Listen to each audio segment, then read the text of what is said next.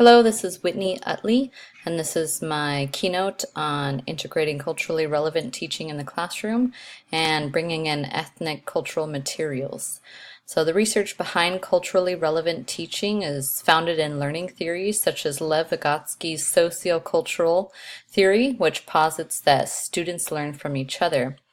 Therefore, each student brings a rich cultural background into the classroom and can be learned by others. Teachers' responsibilities for integrating culturally relevant teaching in the classroom. In order to bring culturally relevant teaching into the classroom, we as teachers have the responsibility to know and understand our students' cultures. One way to bring ethnic cultural materials into the classroom is to bridge community, culture, and comprehension.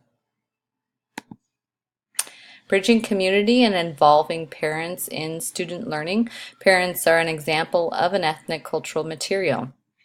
And culturally relevant material can be brought into the classroom by inviting parents to be guest speakers.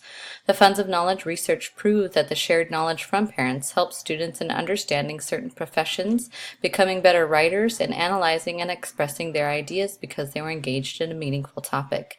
Students also learn from each other during the peer editing phase in this unit. Integrating culturally relevant teaching and comprehension. A study on interactive read-alouds by Laura May showed that students can become subject matter experts in sharing their lived experiences during the read-aloud.